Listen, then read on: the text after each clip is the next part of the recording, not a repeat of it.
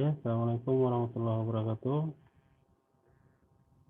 Waalaikumsalam Waalaikumsalam warahmatullahi wabarakatuh. Waalaikumsalam warahmatullahi wabarakatuh. Oke, selamat siang semuanya. Apa kabar semuanya, sehat? Sehat, Pak. Alhamdulillah sehat, Pak. Ya, Pak, Sehat, Pak. udah pada makan siang kan? Alhamdulillah belum, Pak. Udah, Pak.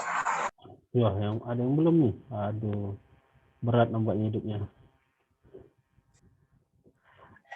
Yang belum ditahankan dulu ya. Nah, saya juga Iya, belum Pak. siang ya. Nah,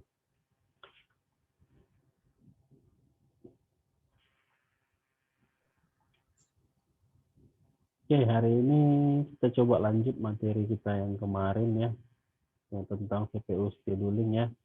Gimana hasil ujian ya? Pening nggak kan? Gampang kan? Kan cuma ngitung-ngitung ya kan? Cuman garis-garis. Lumayan lah, Pak. Lumayan apa ini sekarang?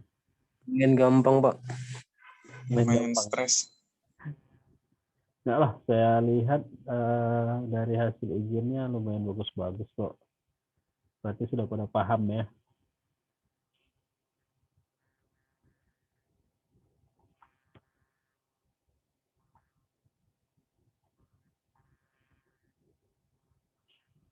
Oke, ini materi kita yang kemarin ya.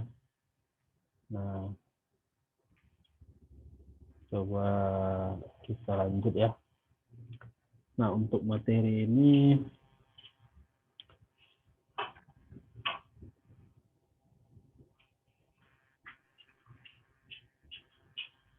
kemarin sampai JF ya. Oke lah, nggak apa-apa, kita ulang sedikit dari yang ini. Nah, untuk materi lanjutan ya, kita mereview sedikit ya. Nah, di sini untuk algoritma scheduling first come first serve ya di sini, atau biasa disingkat FCFS. Jadi proses yang mana yang terlebih dahulu datang itulah yang diselesaikan atau dilayani ya. Jadi proses yang merequest CPU lebih dahulu adalah proses yang akan dilayani terlebih dahulu. Nah, ini konsep dari algoritma first come first serve ya. Di sini jika suatu proses running menjadi ready, nah maka ia akan antri lagi di belakang. Jadi jika satu proses berhenti atau selesai ya, nah jika dia mau jalan lagi, dia akan mulai dari antrian paling belakang lagi. Nah kemudian di sini performanya waktu tunggu rata-rata lama ya, serta akan bervariasi jika burst time-nya itu amat bervariasi. Nah di sini untuk contoh, nah kalau ini sepertinya sih gampang ya. Nah di sini ada proses, misalnya di sini dicontohkan P1, P2, dan P3. Jadi proses 1, proses 2, dan proses ketiga. Nah masing-masing proses itu ada burst time-nya ya. Burst time-nya ya itu masing-masing untuk P1 24 milisecond, kemudian P2 itu 3 milisecond, P3 itu 3 milisecond. Nah kemudian urutan datangnya ya.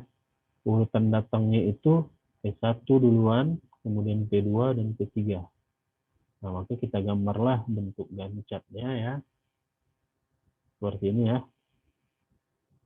Nah, jadi proses dari awal itu P1 berjalan, baru kemudian P2 berjalan sampai dengan P3. Nah, di situ kan P1 ada 24 ya, jadi 0 sampai 24. Nah, selesai P1 baru P2 masuk sebanyak 3 milisecond. Itu 24 ditambah 3 itu sampai dengan 27 itu untuk P2. Kemudian dari P2 selesai masuk P3 itu 3 milisecond juga, jadi 27 ditambah 3 jadi 30. Nah, yang mau kita cari itu biasanya waktu tunggu, kemudian average waiting time. Jadi rata-rata waktu tunggunya, waktu tunggu rata-ratanya. Jadi untuk P1 kan dia tidak menunggu ya, karena dia awal berjalan, jadi dia 0. Kemudian P2 itu menunggu sebanyak 24 milisecond. Kenapa 24 milisecond? Karena dia menunggu proses P1 selesai dulu, baru dia berjalan. Demikian juga P3. P3 itu waktu tunggunya 27. Nah, kenapa 27? Karena dia selesai dulu proses P1 dan P2. Nah, P1 itu 24, P2 itu 3, jadi ditambah 24 tambah 3 itu 27. Nah, jadi kalau untuk menghitung rata-rata waktu tunggunya, tinggal kita jumlahkan masing-masing waktu tunggunya, kemudian dibagi 3, jumlah banyak proses yang terjadi. Jadi, di sini rata-rata waktu tunggunya itu 17 milisecond ya. Nah, sampai sini bisa lah ya, paham ya. Nah, kemudian jika ya, di sini jika urutannya berbeda dengan yang tadi. Nah, di sini urutan datangnya itu yang pertama P2 dulu, baru P3, kemudian P1. Nah, jadi kalau di gambarnya juga berbeda. Nah, jadi gunsetnya berarti P2 dulu yang terlebih dahulu berjalan. Nah, P2 itu sebanyak 3 ya. Kemudian baru P3. Nah, P3-nya itu sebanyak 3 juga. Nah, jadi tinggal P1-nya yang terakhir. Nah, P1-nya itu sebanyak 24. Nah, jadi kalau digambarkan seperti gambar ini, nah, berbeda juga dengan kondisi waiting time-nya. Ya, waktu tunggu untuk P1 itu kan untuk P2 ya. Waktu tunggu untuk P2 itu 0 ya. Kenapa dia 0? Karena dia duluan yang berjalan. Nah, kemudian waktu tunggu dari P1. Nah, ini waktu tunggunya kan bisa kita lihat nih. P1, P2, P3 ya. Menghitungnya berurutan nih. Berarti kita hitung dulu P1. Nah, P1 itu kalau kita lihat 3 tambah 3, jadi 6, waktu tunggunya 6. Nah, kemudian P2 itu dia 0, kenapa 0? Karena proses awal ya, dia berjalan tidak ada menunggu antrian ya, jadi dia langsung 0. Kemudian P3 itu selesai dulu P2 baru masuk proses P3, makanya jadi 3, baru dibagi. Jadi waktu tunggu rata-ratanya itu 3 ya. Nah, ini untuk proses. Untuk contoh first come first serve ya, jadi yang duluan datang yang dilayani.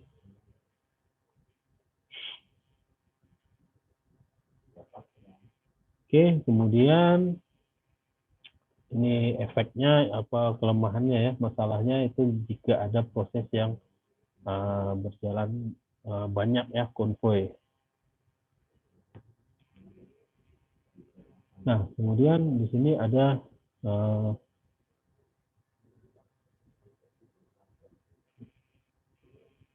di sini ada proses yang namanya short job first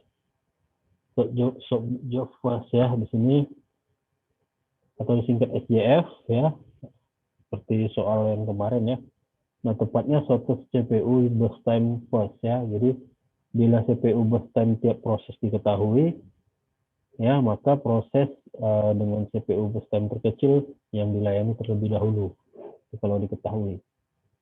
Nah, di sini ada preemptive scheme dan non preemptive scheme. Nah, untuk SJF preemptive ya, proses running P1 bisa dihentikan di tengah-tengah saat muncul proses P2 yang lebih pendek burst time-nya. Nah, kalau dia non preemptive, proses running akan terus sampai termin atau input output menunggu ya. Jadi kalau dia primitif itu bisa dipotong di tengah-tengah. Kalau non primitif proses running tetap berjalan sampai terminal. Apa mas kok? Nah, di sini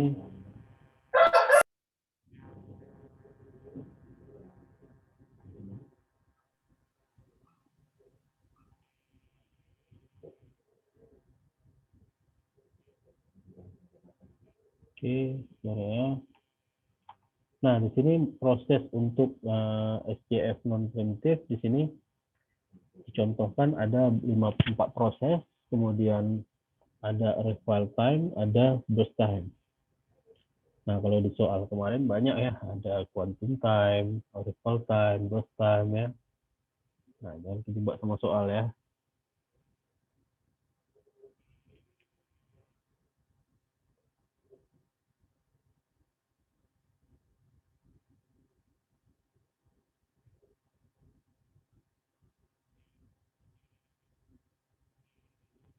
Nah, di sini proses P1 itu waktu revival time ini waktu kedatangan ya. Waktu pertama datang ya. Nah, jadi di sini prosesnya P1 revival time-nya 0, kemudian burst time-nya 7, P2 waktu kedatangannya 2, burst time-nya 4, P3 waktu kedatangannya 4, burst time-nya 1, kemudian P5 itu waktu P4 waktu kedatangannya 5, burst time-nya 4. Nah, kalau SJF non primitif dalam setnya seperti ini ya. Misalnya prosesnya yang datang pertama P1. Nah, kemudian berjalanlah P1 sampai dengan burst time-nya 7. Ya, gambar ya. Nah, ini burst time-nya 7.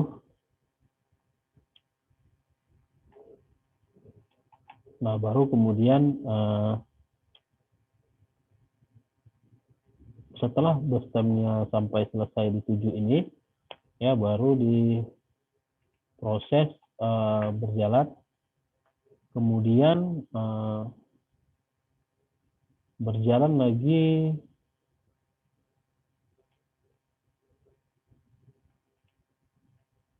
nah di sini dilihat dulu. Nah, kita kan udah ketahui nih setelah proses pertama selesai, lihat waktu kedatangannya itu seharusnya 2 yang masuk ya. Nah, tapi kenapa di sini P3? Nah, seperti tadi ya, kalau dia SJF ini patokannya burst time yang lebih kecil ya, dijalankan terlebih dahulu. Nah, tapi kalau dia non preemptif, selesai dulu proses yang pertama sebanyak 7, baru masuk yang burst time-nya terkecil. Nah, di sini P3 yang terkecil, burst time-nya itu 1. Selesailah 1, jadi 7 tambah 1 jadi 8. Nah, baru kemudian masuk dengan P2. P2 itu sebanyak 4, jadi 8 tambah 4 sama dengan 12. P4 juga 4. Nah, ini karena duluan P2 masuk ya, dan burst time-nya sama, jadi P2 dulu. Baru terakhir P4. Nah, untuk waiting time rata-ratanya ya, average waiting time-nya, nah kita tinggal lihat aja. Nah, di sini.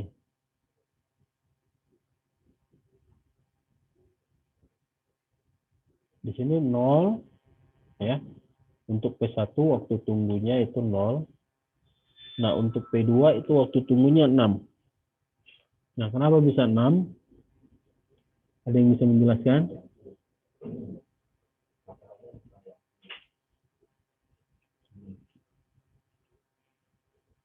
Nah, kenapa ini bisa jadi 6?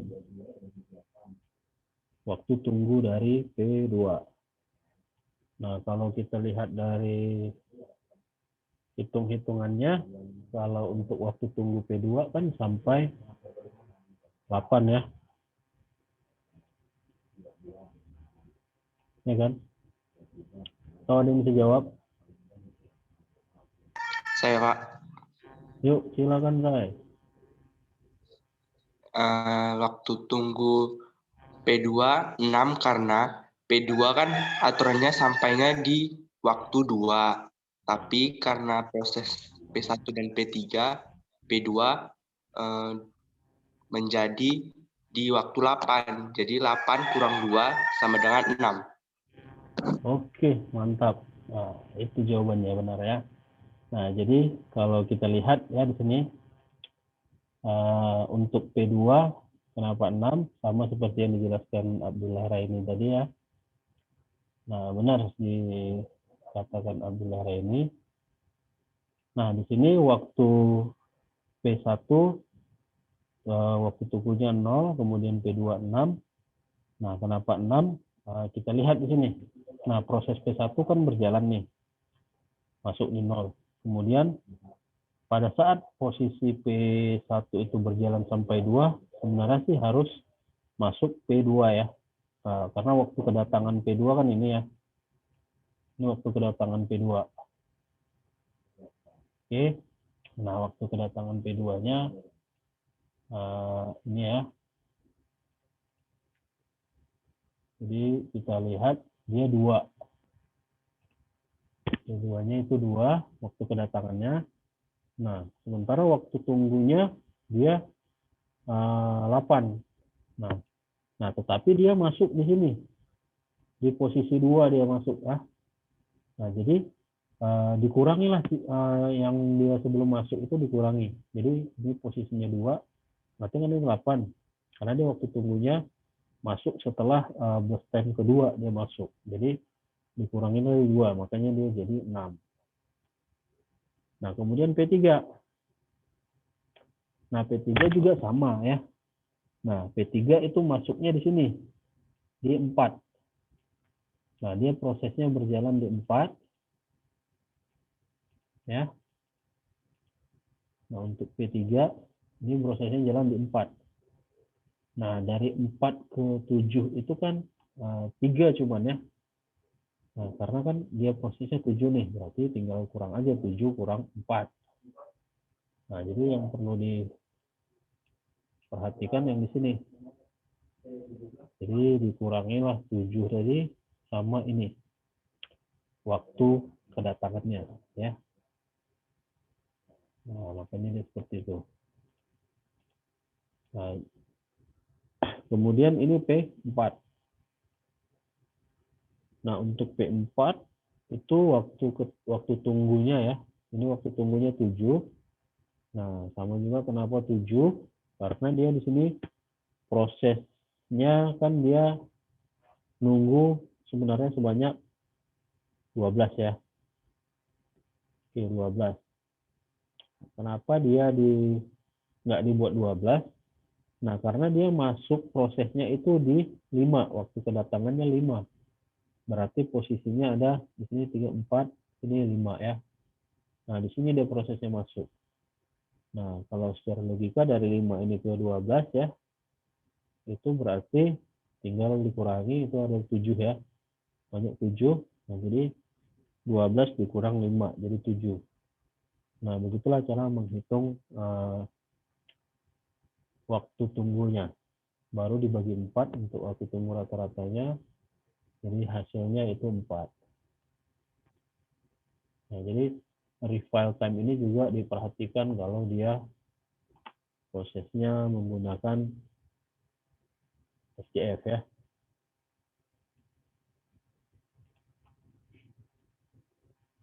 Nah, sampai sini bisa ya. Untuk yang lain yang kira-kira belum paham, boleh bertanya ya, di mana ininya bingungnya atau di mana yang kurang pahamnya. Jadi sama-sama paham ya. Paham semua ini?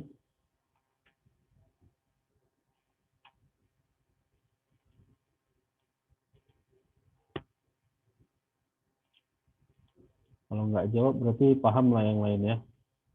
Paham-pahamkan aja lah gitu ya. Nah, oke. Saya lanjut lagi ya. Nah, kemudian ada contoh SJF untuk printf ya. Nah, ini kan berbeda dengan yang non printf tadi. Nah, di sini kalau dia SJF proses SJF-nya sama nih ya di gambar ya, cuman bentuk gancetnya berbeda. Karena dia kalau perintah, nah jika waktu burst time-nya itu diketahui lebih awal, nah maka proses yang terkecil terlebih dahulu yang dilayani bisa dipotong di tengah-tengah.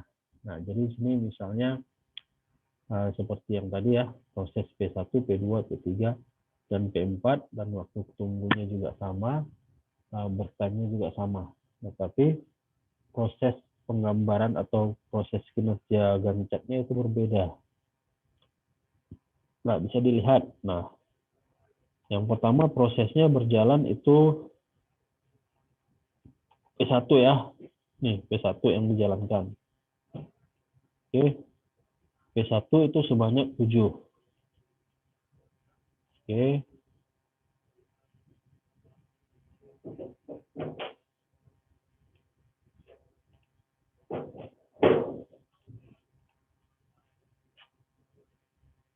Nah, di sini P1-nya itu sebanyak 7. Kemudian dijalankanlah P1. Nah, tapi di saat 2 dia berhenti. Ya, di saat posisi proses burst time-nya 2, P1 berhenti. Nah, kenapa berhenti? Karena di kedatangan 2 itu ada proses yang lebih kecil. Itu adalah 4. Kan lebih kecil dari 5 ya. Ini kan udah berjalan 2, berarti sisanya 5 ya kan. Lebih kecil dari 5, berarti dijalankan dulu yang P2. Nah, P2 masuk di posisi 4, P2 itu berhenti lagi. Nah, kenapa P2 itu berhenti? Padahal prosesnya belum selesai kan, sisa 2 lagi nih. Ini sisa 2, ini sisa 5 ya. Ya kan? Dilihat di kedatangan 4 itu ya, di kedatangan 4 itu ada burst time 1. Nah, kan lebih kecil dari 2 ini ya. Ya, lebih kecil, maka proses P3 lah yang dijalankan lagi. Jalan dia sampai 5, selesai P1. P3 ya. P3 habis nih ya. P3 habis. Nah, P3 habis. Kemudian dicek lagi. Setelah P3, yang mana mau dijalankan? Nah, dicek burst time-nya. Nah, ini yang paling kecil kan itu P2 ya. Ini tinggal 2, ini tinggal 5, ini tinggal 4. P2, masuk P2. P2 selesai, dia sebanyak 2, jadi 5 sampai dengan 7. Ya, P2 selesai. Oke. Nah, baru lihat lagi ini P15, P4 itu 4. Ya. Nah, jadi masuklah jadi P4. Diselesaikan oleh P4 sampai dengan 11. Habis P4. Oke, baru selesaikan dia P1 sebanyak 5. Selesai P1. Nah, begitulah proses kalau dia untuk SJF primitif ini ya. Nah, sampai sini prosesnya paham?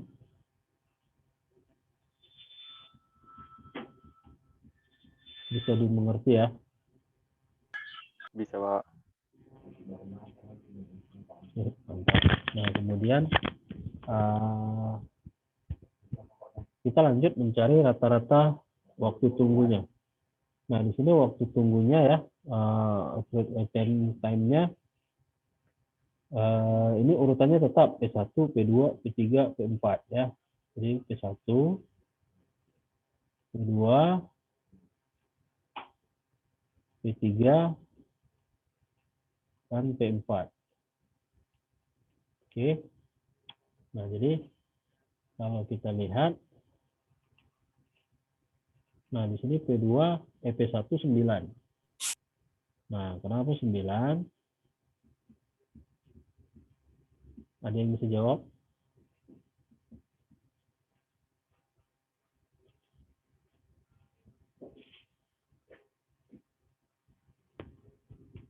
Ada yang bisa jawab? Selain inilah, selain Abdullah Raini.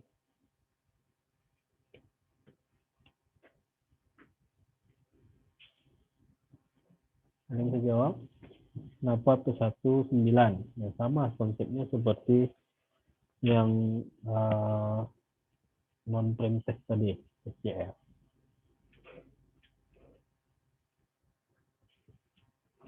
Nggak ada yang bisa jawab nih. Yang lain nggak ada yang bisa jawab. Kalau nggak ada yang bisa jawab, saya tanya aja ya.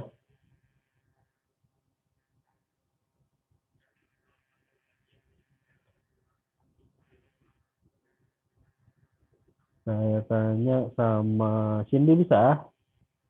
Bisa jawab Cindy, kenapa ini 9?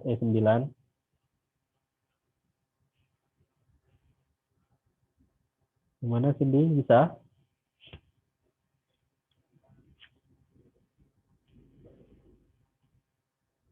Cindy. Rizky bisa Rizky?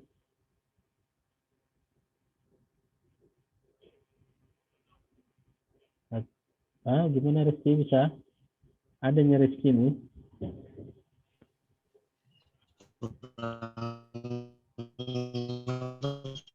Suaranya putus-putus. Suaranya nggak jelas. Atau ini, Ayu Devia, bisa?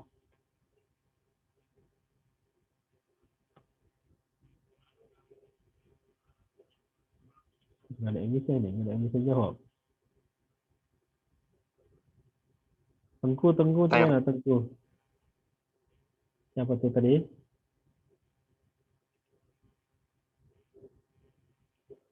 Saya, Pak. Ya, silakan. Oh, ini si Rai lagi. Selain Abdullah Raini lah, coba. Kalau si Abdullah Raini sepertinya paham ya.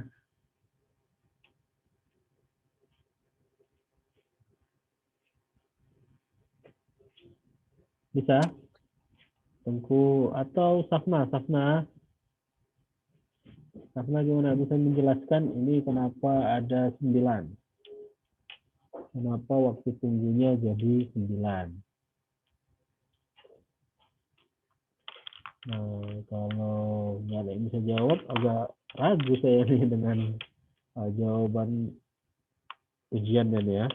Gimana cara mendapatkannya ya? Sapna gimana? Nggak bisa? Bisa lah. Ya, time-nya kurang paham sih, Pak. Ya. So, waiting time-nya kurang paham. Nah, tadi kenapa saya tanya sebelumnya nggak ada yang menjawab paham atau tidak. Kalau tidak paham kan bisa saya ulangi. Ya kan? Atau coba Rai jelaskan. Ya, ini bisa menjelaskan ini ya. Biar kawan-kawannya paham. Oke, Abdullah Raini, silakan jelaskan coba. P1 kan punya 2 kali proses. Pertama di 0 dan kedua di 11. P1 Ya. di 0 nggak punya waktu tunggu karena kedatangannya di 0. P1 yang kedua di 11 karena terpotong P2 di 2, jadi 11 kurang 2 sama dengan 9. Oke, nah tuh. Dengar yang lain kan? Nah, dapat ya. Nah, jadi prosesnya sama seperti yang dibilang Abdullah Raini ya. Nah, jadi prosesnya di situ yang pertama itu P1 itu di 0 kedatangannya sampai dengan proses 2. Ya. Nah, kemudian prosesnya berhenti setelah masuk P2, P3, P2, P4. Nah, baru di 11 lagi dia jalan. Berarti 11 dikurang 2, karena prosesnya ini 2. Nah, makanya dapat 9. Bisa ya? Yang lain ya? Nah, kemudian di sini P2. Nah, ini P2 waktu kedatangannya itu 1. Nah, Nah, kenapa 1? Nah, di sini proses P2 kan berjalan nih. Di sini datang di 2 nih. Waktu kedatangannya 2. Oke, prosesnya 4. Nah, tapi di sini di posisi 4 dia berhenti. Nah, baru menyelesaikan 2. Ya. Jadi waktu kedatangannya 2 ya. Jadi dia berhenti. Waktu tunggunya menunggu sampai dia posisi 5 baru jalan. Nah, jadi tinggal kita lihat prosesnya ya. Di sini 5 ya kan. Nah, dia datang di 2 prosesnya. Nah, jadi 1 lah dia waktu tunggunya. Karena menunggu selesai proses P3 dulu. Baru dia berjalan lagi. Nah, bisa dilihat ya. Nah, di sini dia masuk, selesai 2. Tapi sisa di sini 2 ya, belum selesai. Masuk dia proses P3. P3 itu kan sebanyak 1 nih. Nah, baru selesai P3 itu masuk P2 lagi. Nah, waktu tunggunya itu di sini. Dia menunggu proses P3 selesai. Nah, kemudian ada P3. Nah, P3 itu dia masuk di 4 ya. Nah, di 4, di sini dia masuk, dia selesai langsung 1. Dia tidak ada waktu tunggu. Karena di proses 4 dia langsung diproses, selesai. Nah, kemudian P4 itu 2. Nah, kenapa 2? Karena P4 itu kan masuknya di 5 nih. Masuk di sini dia. Nah, dia prosesnya berjalan setelah selesai P2. P2 sisanya itu kan 2 ya, 7 ya. Nah, jadi 7, kalau secara logikanya 7 kurang 5 aja, 2 ya. Nah, tapi karena dia masuk di sini, menunggu sampai berjalan di 7 itu kan 2. 1, 2. Waktu tunggunya 2. Nah, makanya prosesnya jadi waktu tunggunya 9,102 bagi 4. Nah, inilah waktu tunggu rata-ratanya, average waiting time-nya. Oke, sampai sini bisa ya.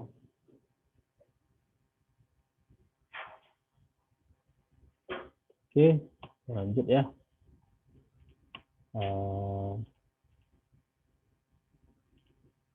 Oke, kemudian masalah SDF, informasi burst time ya. Di sini jika ada algoritma memberikan performa yang optimal, tapi bagaimana cara mendapatkan informasi CPU burst time? Untuk long term schedule, di sini ada dalam bit system ya. Nah, dapat digunakan untuk panjang time limit, kemudian dispesifikasikan user pada submit job ya. Kemudian untuk short term scheduling itu tidak mungkin ya. Nah, tidak ada cara untuk mengetahui secara pasti CPU burst berikutnya. Hanya dapat diaproksimasi secara stokastik ya. Kemudian ada priority scheduling ya. Nah, proses dengan prioritas lebih tinggi akan dilayani lebih dahulu. Nah, preemptive scheme-nya proses running P1 bisa dihentikan di tengah-tengah saat muncul proses P2 yang lebih tinggi prioritasnya. Nah, kalau dia tadi kan di SJF itu preemptive-nya untuk burst time ya, tapi ini untuk prioritas. Non-preemptive scheme-nya ini proses running akan diteruskan sampai terminate atau input output masuk ya, menunggu. Nah, di sini ada burst time dan priority ya. Nah, di sini waktu kedatangan